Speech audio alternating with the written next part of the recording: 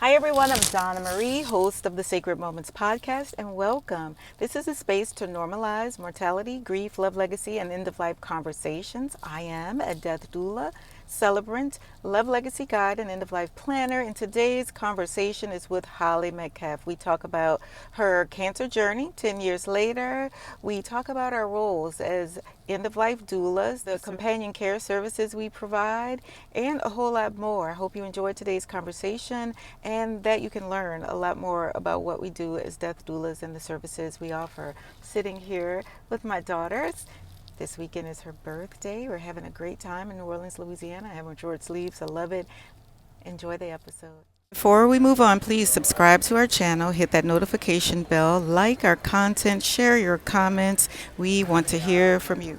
Holly, I'm really grateful you're here today. Thank you so much. As a fellow death doula, I'm looking forward to our conversation. I'm looking forward to exploring how lived experiences, ritual presence, and agency shape the way you and I walk alongside people at the end of their life. Today, I'm joined by Holly, an INELDA-trained death doula based in Alexandria, Virginia. Holly brings a deeply justice-centered, compassionate lens to end-of-life care, shaped by her professional background in human rights and religious freedom. Holly was also in the Peace Corps, supporting survivors of domestic violence and education equity in Mississippi public schools, Yeah. and also a theological study rooted in queer, womanist, and feminist traditions. Yeah. So, welcome, welcome, welcome. Thank you. I'm excited to be here. I so enjoy our conversations about doula work together, and it's really fun to do it in this format. So thanks for the You invitation. know, you approach the doula work differently, and I kind of want to touch on that a bit in this conversation because nobody I've met who's a death doula set out to do this work. Mm-hmm. For most of us, it seems as if it's a calling. And for me, and many people I've talked to, they're like, I never in my life would have expected to be doing what I'm doing today. And I'm wondering, was it like that for you? Yeah, that's a good question. I guess I never did see myself doing this type of work. As you kind of touched on in my bio, I was always called to service work. Like I always wanted to be of service to others. And I think earlier in my life, I saw that some as doing one-on-one service with people in the Peace Corps or in other roles. But then for a long time, I was involved in the DC policy world, which is very big picture. You're meeting people for very brief moments, and then you're going back to your office and writing a report or trying to change a policy based on this story you heard. But I wasn't building consistent relationships with people and showing up with them on a one-on-one basis every day. So Hmm. that shift definitely came for me later in life, in my late 30s, early 40s, which for me was after I went through my personal experience with cancer. Um, so I don't know, would I have gotten there without my own experience with cancer? Who knows? But that is part of, I think, what led me here to this work. One of the articles I read on your website, um, as you were going through your journey with cancer, what you said in the article is that you wished you had someone Mm. there to help normalize conversation around mortality. Um, and so, based on what you just shared, you became her, or yes, Yeah. you became that person. Yeah. Yeah. So my father passed away in 2014 in a Mm. hospital alone.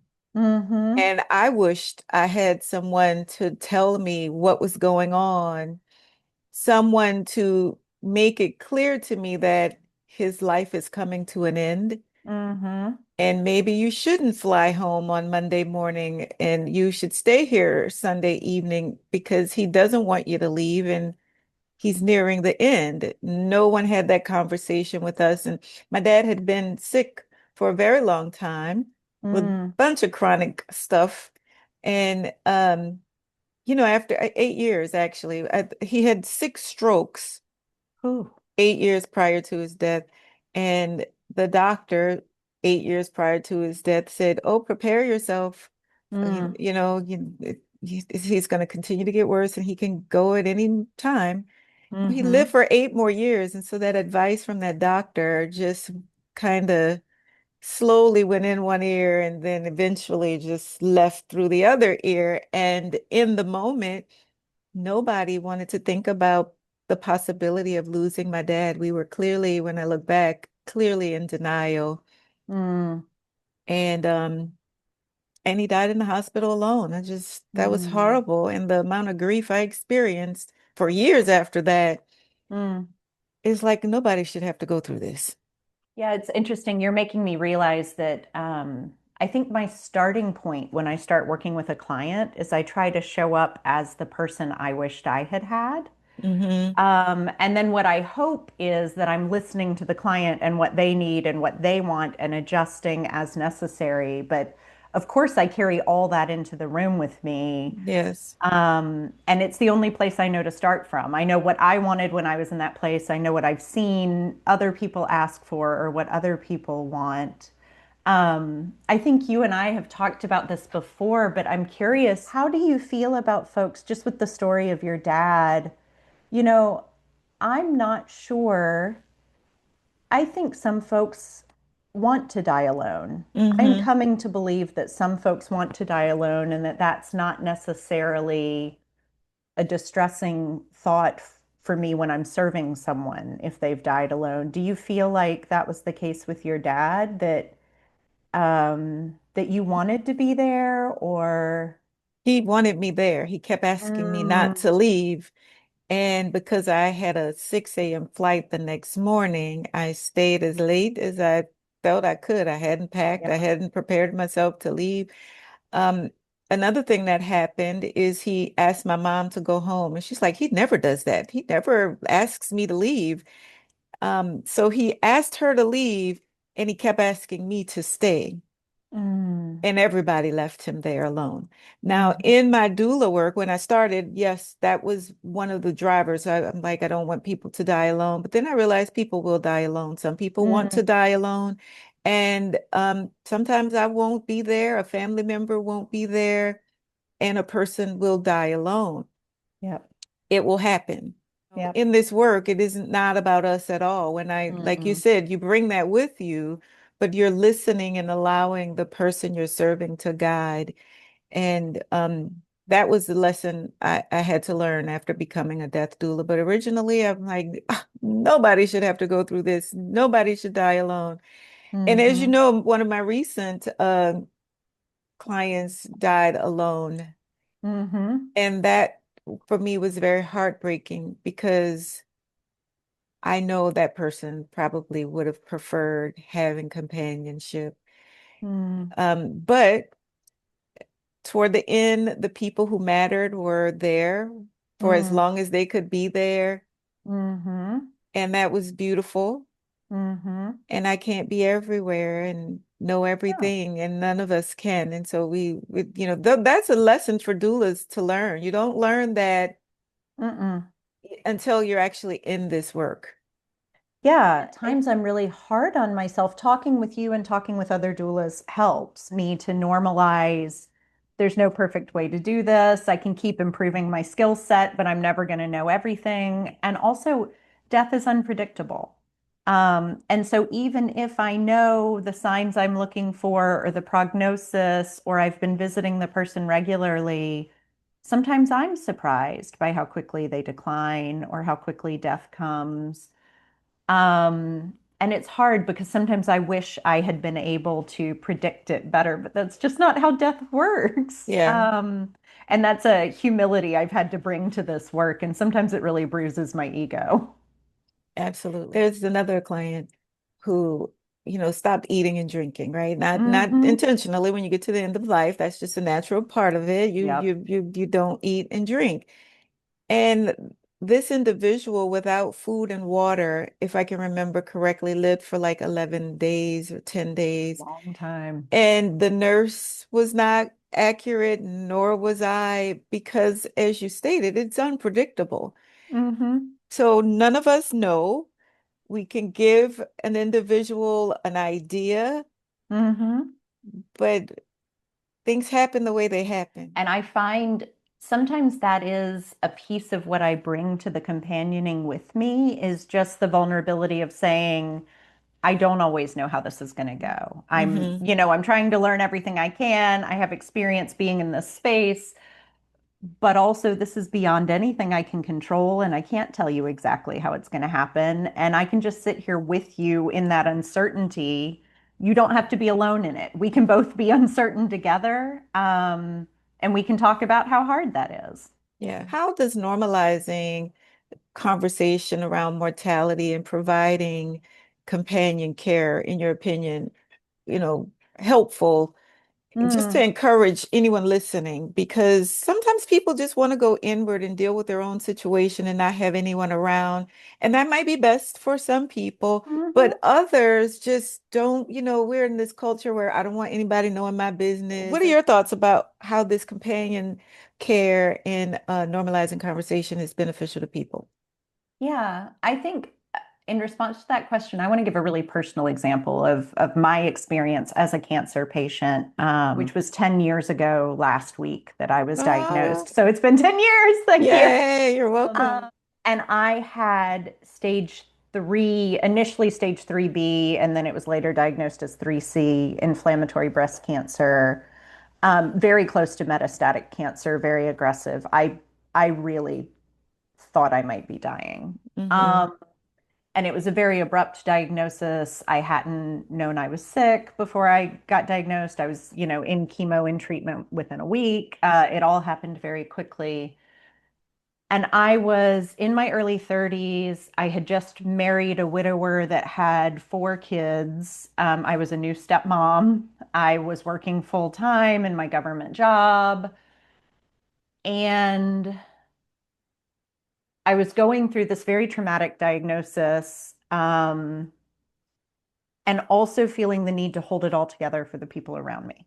Feeling Hmm. really very much like I needed to hold it together for myself so I could make the doctor's appointments and show up and do the research and figure out, make medical decisions about things I was just learning terminology for.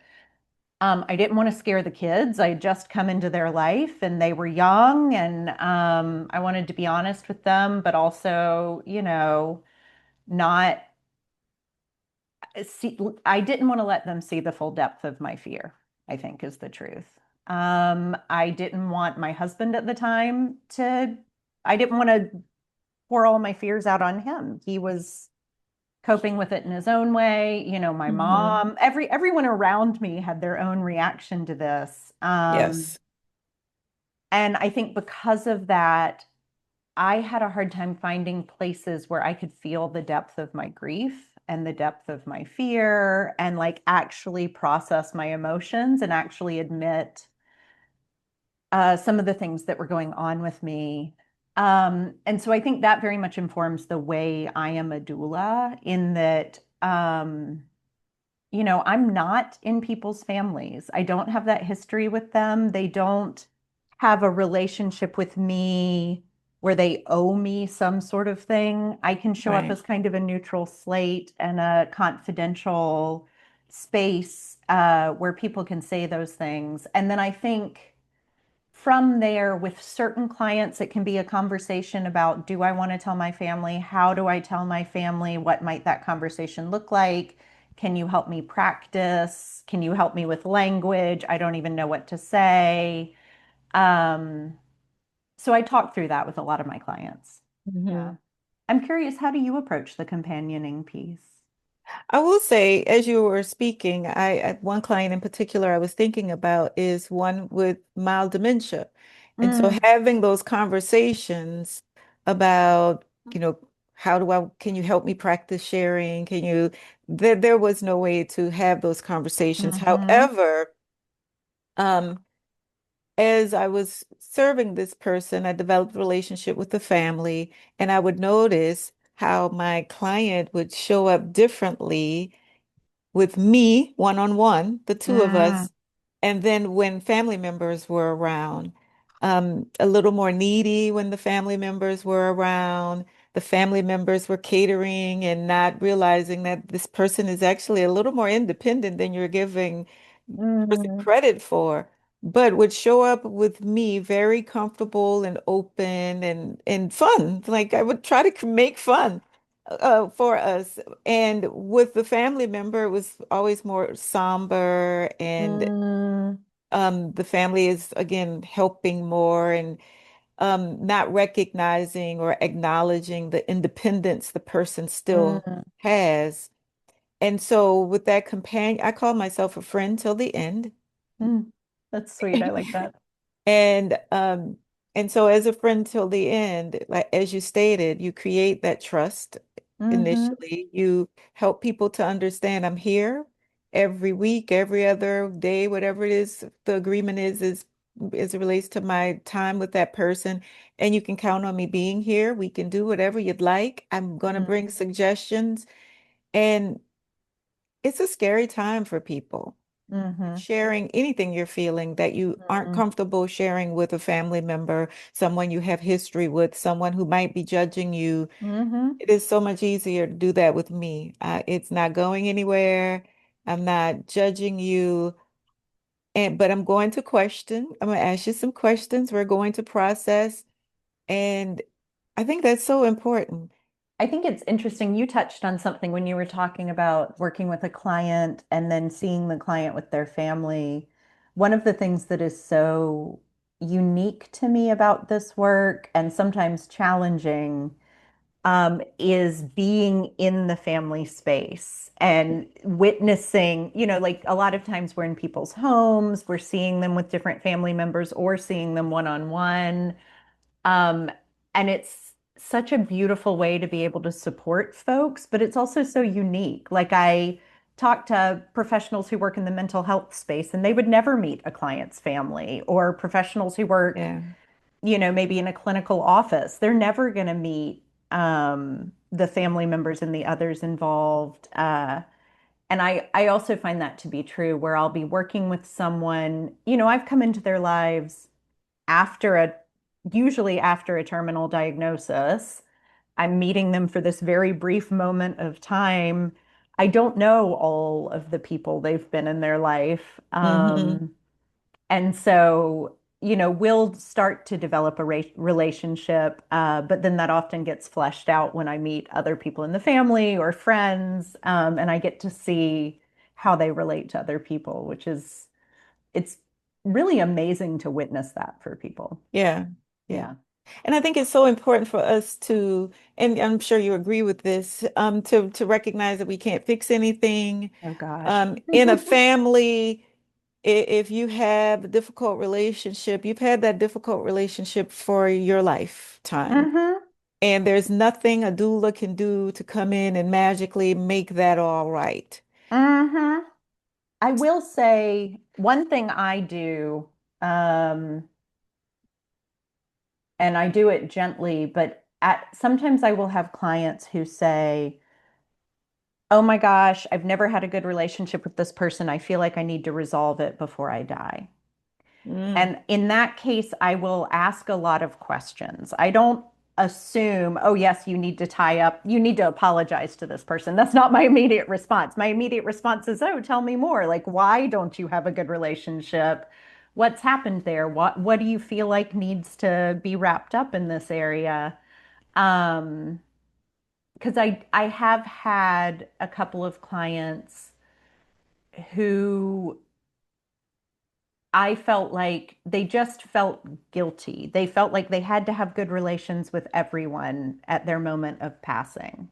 yeah. And I am not a doula who's going to say, oh, yeah, absolutely, let's make that list and start checking people off that list. I'm a doula who's going to say, oh, that's interesting. Why?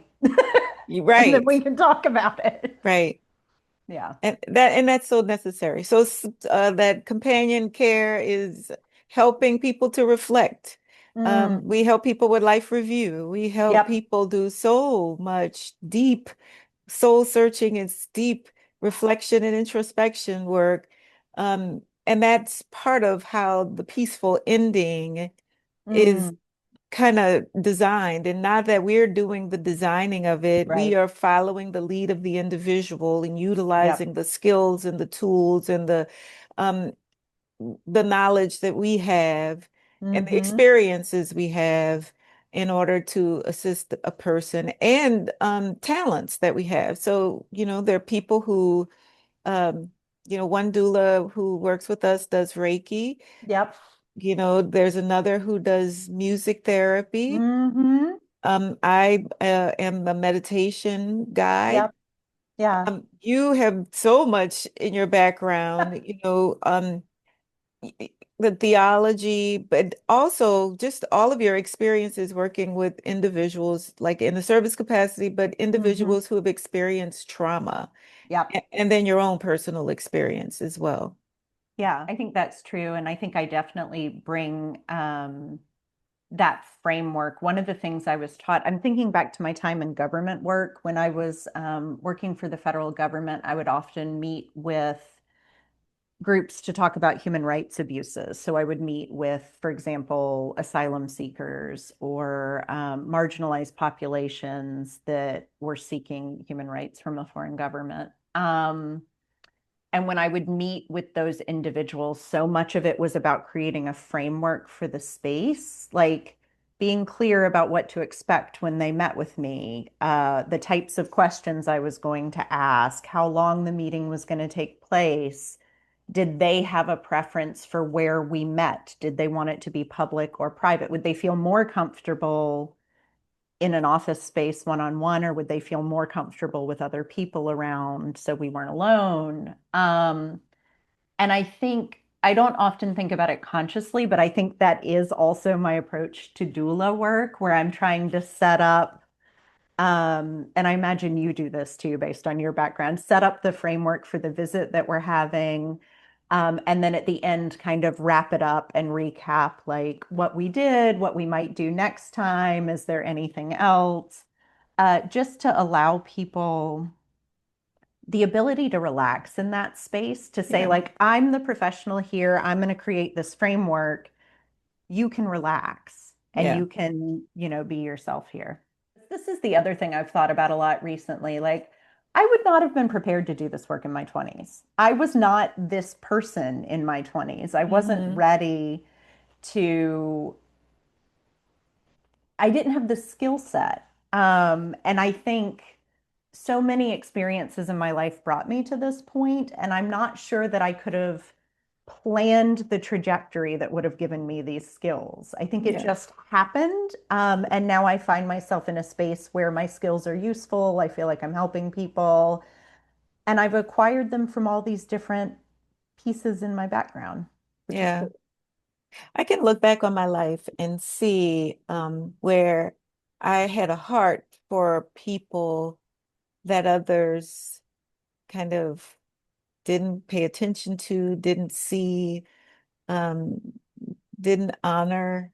And Mm, and I would, as a child, as a younger person, a young adult, not a child, had heart for people like that.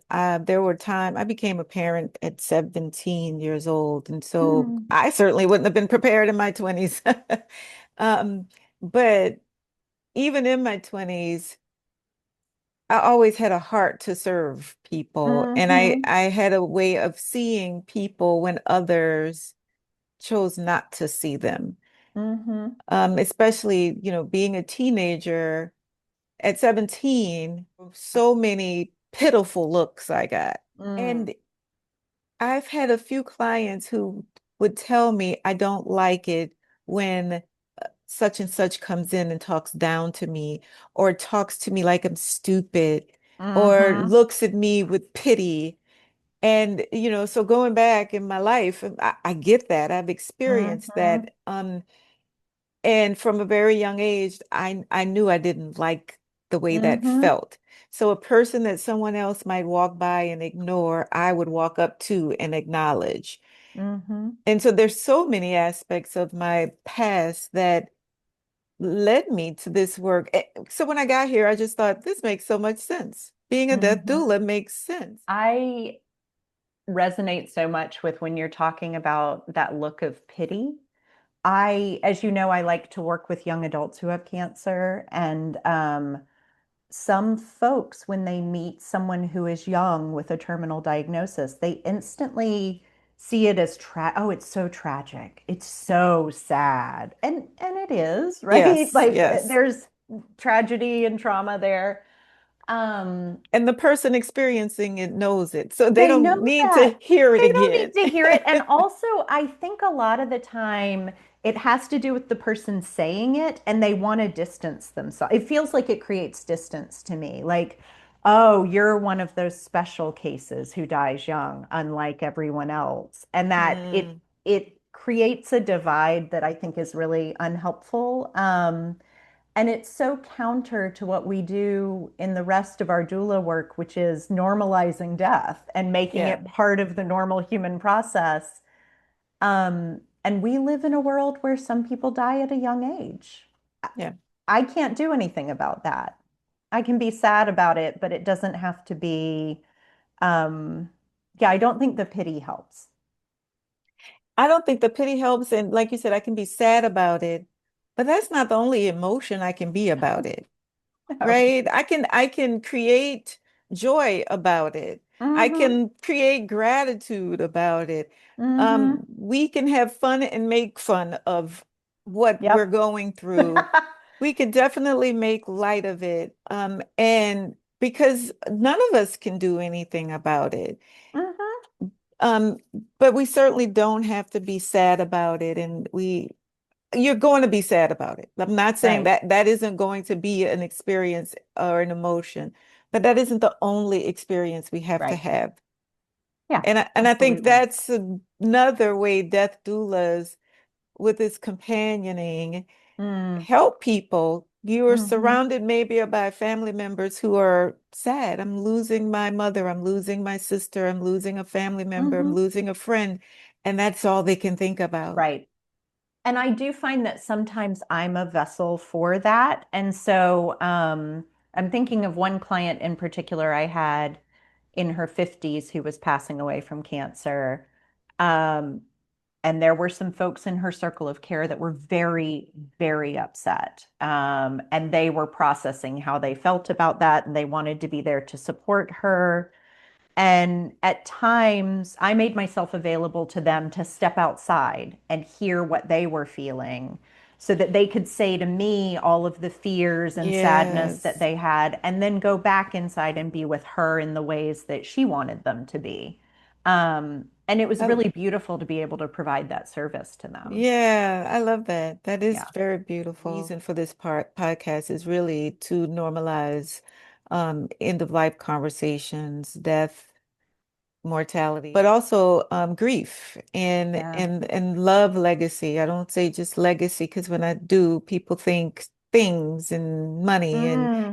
and love legacy kind of puts it in a different context because the things and the money and whatever you're leaving to your family materially, what people want more is you. They want to hear your thoughts. They want to hear what you're feeling. They want something they can hold on to. I'll say when my dad died, the grief from leaving him was one aspect, but my dad was not a talker. We didn't know when he was really in pain. We didn't know when he was really what he was experiencing. And I remember in my undergraduate studies taking a death and dying class, and I interviewed all of my family members. My dad was one, and I have such rich responses from everybody but my dad. Mm, And I was probably in my 30s then, and I just thought, oh, that's dad. But I wish I had more of that. And mm, so that grief I experienced was trying to find a phrase, a quote, something he said that I could hold on to mm-hmm. and remember him by. And so, the love legacy piece matters. And Yeah. so, one misconception I believe people have is that we only work with individuals who Mm, are have some type of life-threatening condition or Hmm. illness, and that end of life planning conversations and mortality conversations are only for people who are old. Mm, yeah, definitely not. In my experience, the clients I'm able to best serve are clients that I've met before they've gone into hospice. The clients that I've worked with, I think it is human nature to always assume you're going to have more time. Even when you've been given a terminal diagnosis and a prognosis of a certain amount of time, and you're in hospice and you know it is coming, you know what the trajectory is. I find that some folks I work with don't want to have clear conversations about what they want at end of life. It takes some time for them to get there. Um, I feel like I'm better able to serve folks who are willing to have those conversations early. Hmm. Folks who have those conversations later, I do everything I can to support them in line with their preferences and their beliefs. But sometimes, if they have cognitive decline, for example, Right. it can be hard for me to get a clear answer about exactly what they'd like me to do or exactly how they'd like me to interact with them in their space. And so I find I wish I had more clients who were thinking about death planning earlier in their lives, who were thinking about what does it mean to me and what will be in line with my beliefs and the way I've lived my life to plan for end of life, and who do I need to support me in that, and how do I make my Hmm. wishes known. I love doing that work with people, and it's, I think, a lot more. Um, it can be much calmer to do that work earlier and not feel like you're frantically trying to figure it out at the last minute. Yeah. Yeah. I think the end of life conversations should be in school. Little kids need to be talking Ooh, about it. I like that. Yeah, little kids need to be thinking, "Oh, I don't want to be cremated." Like my Mm, mom mentioned a green burial, or Mom, my teacher mentioned yep. green burial. Oh, Mom, I can be compost. You Yep. and then at 18 years old, when a kid goes off to college and has their own bank account and Hmm. their own apartment, and maybe you have a key to their apartment, but maybe you don't because they also have roommates, or Hmm. you don't have access to their banking information because they're grown up and want to be private. And if something happens, then you're on the outside. You have to Yeah. figure out how to access a child's or 18-year-old, at least, and older, that person's information in order to be an Mm, advocate for them. And yeah. and HIPAA laws are in place. You can't Hmm. just go take over a bank account. Yep. And so it is so important to have the conversations really early, as Hmm. early as What I was possible. thinking about when you were talking is, the conversation about end of life planning at an earlier stage. I think we have been so conditioned to just ask, well, how am I supposed to do this? What am I supposed to do? Generally in life, I think we've all been conditioned to say, well, what's the right way to do this? Or what am I supposed to be doing? I hear that from clients a lot. And I think the more thought that you've put into Yes. your end of life planning, the more agency you have to do it in your own way. Yes. If you aren't intentional about making your wishes known, then it's just going to happen in the way other people want it to happen, you know? Yeah. Um, Yeah. And I love that you said that. Your plan doesn't have to even be a complete plan. mm-mm. It, And it can change. and it You can will change your change, mind. right? And so, but if you don't leave any clue for a person who might be advocating for you, Hmm. then that person is experiencing their own grief, their own life, Mm. managing their own responsibilities and now trying to pick up and figure out how to, like you said, how do I do this? However, if you had a pre-conversation, again, even if the plan is not completely mapped out, the person would have some idea of how to do it and would experience less panic, less stress, less grief, less Mm. heartache. I think it can be hard though, too. I think having a conversation with folks about your end of life plan can feel very vulnerable. It's very personal. I mean, this is a really personal conversation. It involves bodies, which we don't talk about a lot. We don't talk about physical functions of bodies in, polite society. Hmm. Um, and if you are not accustomed to having those conversations with the people around you, it can feel really scary to try and figure out how to approach them. And that's where I think having someone to guide you in that process and to give you some tips can be really helpful. Yeah. When you said that, I just think about the importance of whatever it is you do as a practice. If you meditate, it's very uncomfortable at first. Mm, mm, When you're maybe sitting in silence, silence can be very vulnerable for some people. It could be very scary. But as you practice, it becomes less and less scary mm. and more approachable, like with anything. Walking, if you start walking and walking might be boring. Walking might be like, you got a ton of things racing through your mind. I could be doing laundry rather than walking, Mm, but it's a practice you need to incorporate for your health, physical, mental. The more you do it, the more you feel the effects, the more you practice it. And so the same thing with having conversations about end of mm, life.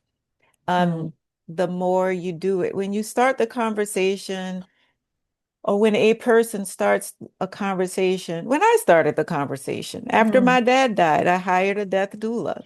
mm. After I learned what a death doula was, I hired Yep. a death doula, and this death doula walked me through a whole lot of things I needed to consider. Mm, I had that meeting, I invited my family, we paid a lot of money, and then we just sat on that information for maybe 6 months to a year. mm, And then it came back up again, like, oh, wait, no, I gotta think about this. mm, And eventually, my mom created her will, um, and can have conversation about her funeral and her music at the funeral or whatever it is. But it didn't just happen in the first conversation.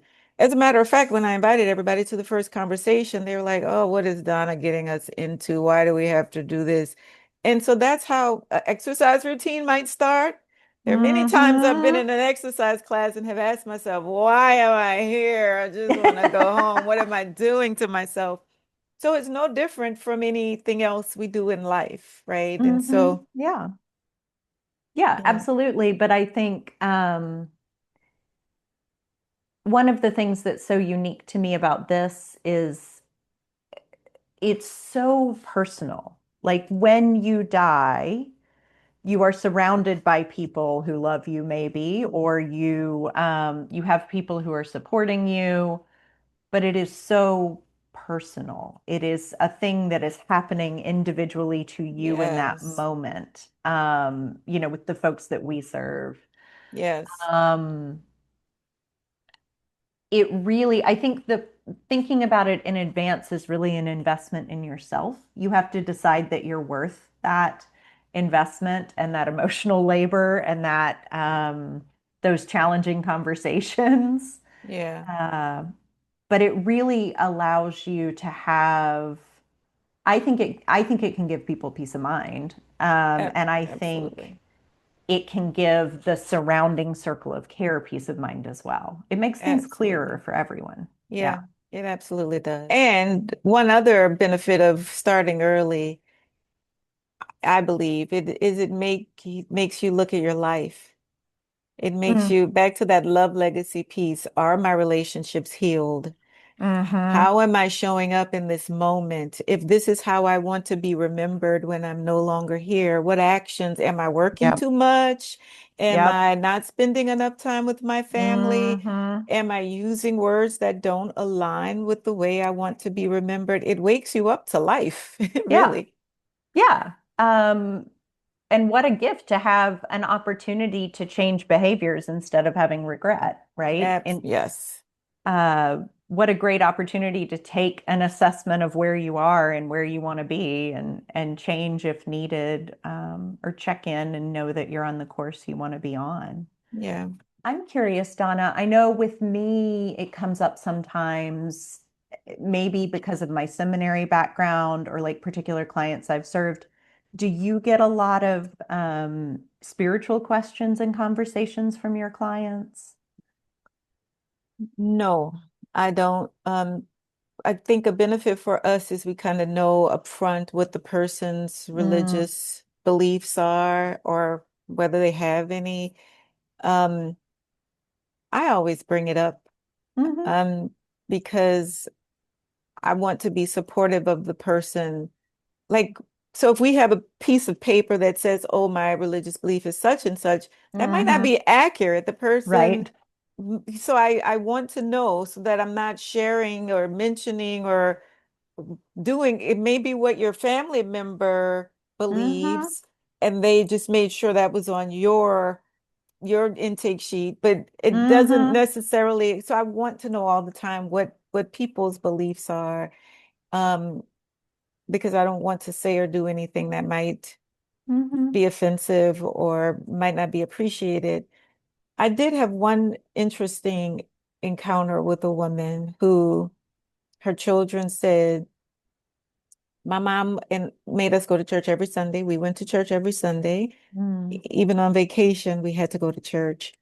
And then at the end of this life, woman's life, she was questioning everything she believed. hmm Um, I actually didn't know how to help her and recommended that she see a therapist. hmm And that's what happened. She did get hmm therapy. She had a social worker. But this, and I also recommended a different doula because I hmm knew I was not the person, especially at that stage in my doula practice.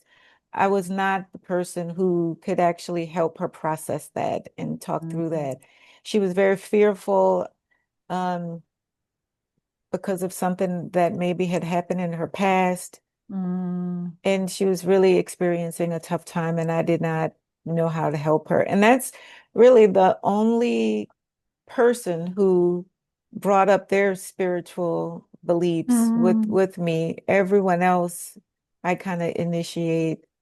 I have one client now who does not speak, and I took a chance on playing the Holy Rosary, hmm and I could see the comfort in the person's hmm face and demeanor, but I didn't know if the person would reject it or not. mm But I walked in the room and there are all these symbols that made me believe she Yep. was of a certain faith, and I think that was meaningful to her.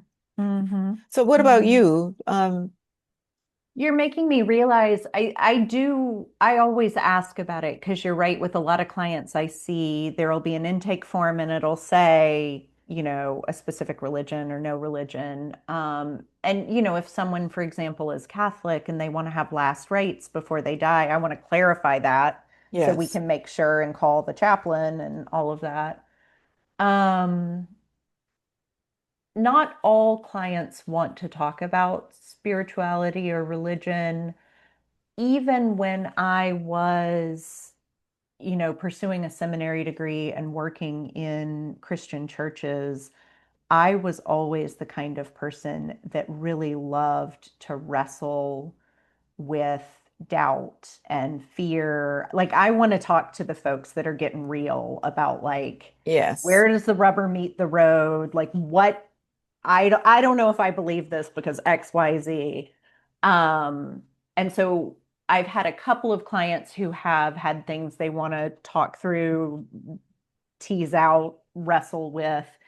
And I love engaging in those conversations when they're useful for the client. One of them in particular was like, what happens after we die? I don't know if I believe what I was taught. I've been saying Mm-hmm. I believe this thing. I don't know if I still believe it, and I come to those conversations saying, I've never crossed over, so I don't know. Right. I can't Right. tell you. I can tell you what I've come to believe. I can tell you what I've seen other people say and how they've approached end of life. And we can talk through it together. That's all I can do. Yeah. But I enjoy the honesty of those conversations, and I think it's such a mark of trust if someone is willing to have that really vulnerable conversation with me and to trust me to kind of sit with them in that discomfort or that questioning. I love that part of my job. Yeah. Yeah. How long have you been a doula, a death doula? Yeah. So it's been almost a year now. I think I met Like 10 10 years and months. 1 year. Yeah. So almost a year now. It's exciting. You've been doing this for how long, Donna? I think in March it will be 5 years. Yeah, 5 years. 5 years. 5 years. And 1 year of really doing it closer to not full time, but more closer Mm, to full time than in the past. And so this last year from 2025 to 2026 has been the most rewarding mm, experience for me because I've had opportunity to be present with more people and learn more. I've gone to a couple conferences, and hmm. what I realized from those conferences is that you can create whatever you want in a death business, a death doula business. And Mm, I've had so many people with traditional mindsets tell me, stick to one thing. You're doing too much. Don't uh-huh. don't do that. Oh, that's not your lane. That Mm. I'm like, I create my lanes. Yeah, I very much am in a phase of life where I want to know who I am and to show up as myself. And I bring a certain skill set. And if that's useful for the people I'm serving, then great, we're a good match. And if it's not useful for the people I'm serving, then maybe I can refer them to a different death doula or some other professional Yeah. that's appropriate. Yeah. I got a question about grief. And first, can you explain to me with your blue tongue skink?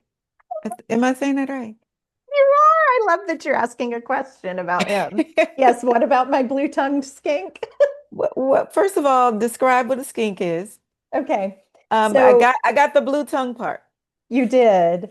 My partner is allergic to pet dander, so we keep reptiles instead of cats or dogs. And I would describe a skink as a snake that got forgotten by evolution somehow, with this fat little body and these tiny little arms that don't seem to make any sense. He is such a good reminder to me on a daily basis that I am not in charge here. Because if I were the creator that created the world, I would not have made that shape. So every day I wake up and I know that I'm not in charge. I am not running the show. And he also brings a lot of joy to my household. So the reason I bring up your skink is because you also wrote a piece about grief and shedding of Mm, skin. mm, And so I'm wondering, what did you do and how did you manage and process your grief as you were going through mm. your treatment? Yeah. Um, it's funny you bring this up. I've been thinking about writing another blog. I think we go through grief in a lot of different ways in our Oh, lives. It's yes. not just around death. It's not just around tragedy. And I think I have had a lot of grief in my life over changing and evolving. I've lived a lot of different lives. Yes. I came out late in life as a queer person. I have changed careers several times. I went through the cancer experience when I was young, so it feels like there was before cancer and after cancer.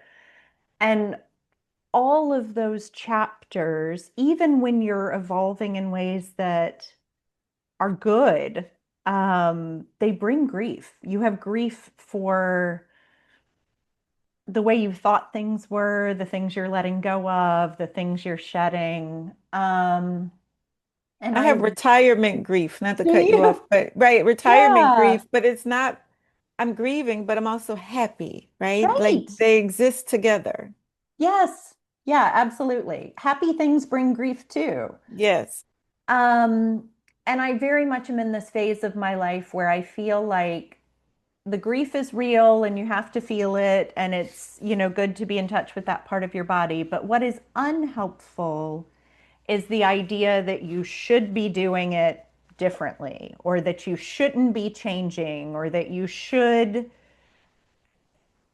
be crying over a death a year after it happened or something like that. All of these, God. like, I should things, Yes, that's not yes. helpful.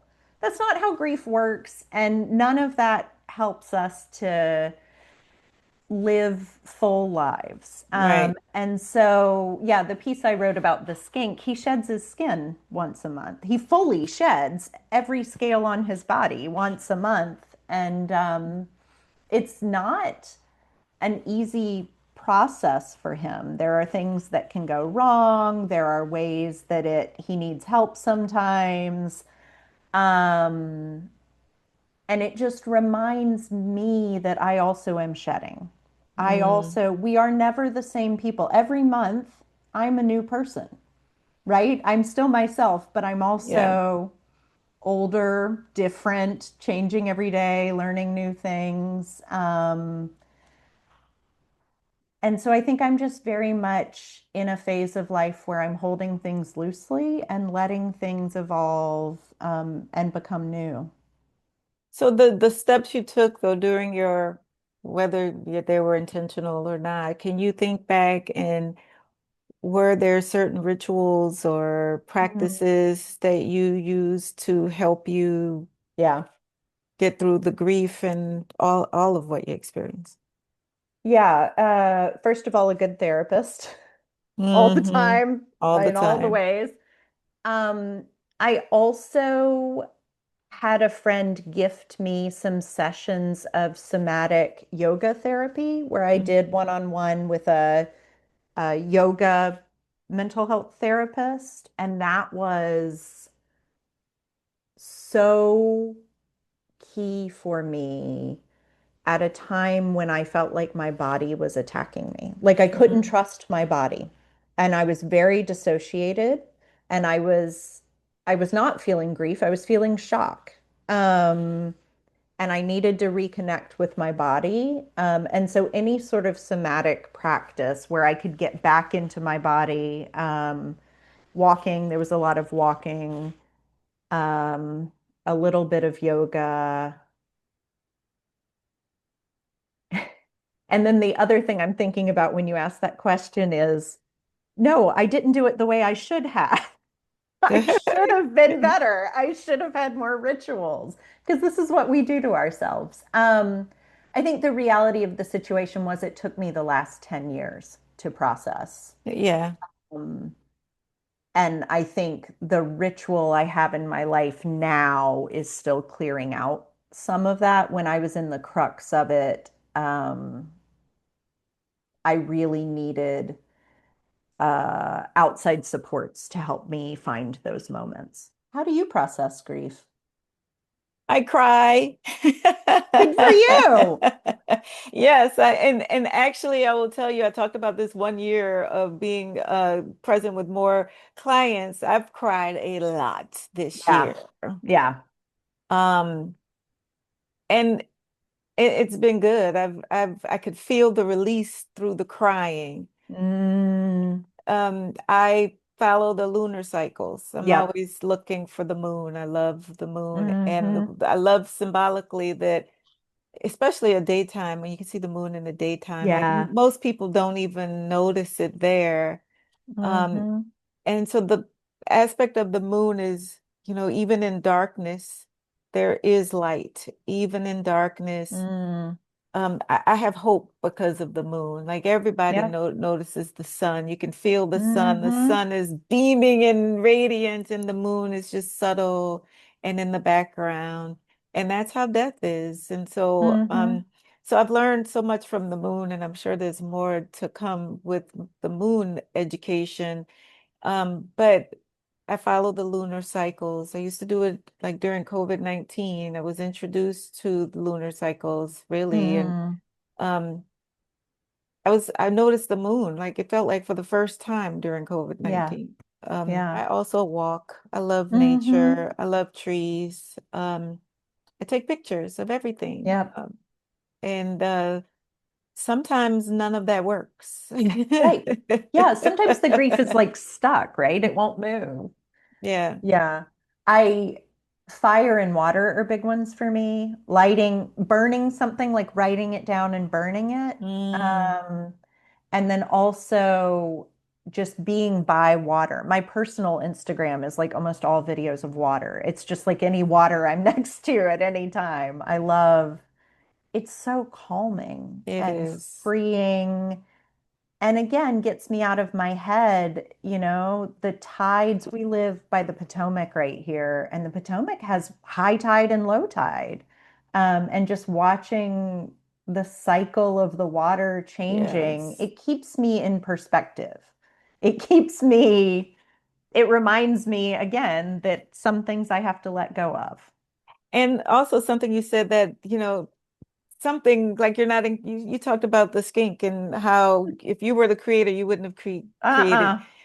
But even looking at the tide rising and Yep. changing, it's like there's something I bigger can't do out that. there. Right, right, Yeah, right, that's not right. me. Which is great news because that's a lot of weight to put on my shoulder.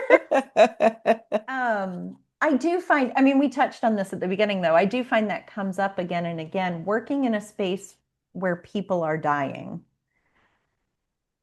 It feels so big at times. It's like, on the one hand, it feels like just part of everyday life, something that is so natural, it happens to every single one of us. And Hmm. on the other hand, it can feel mystical, like this person was here and now they're not here.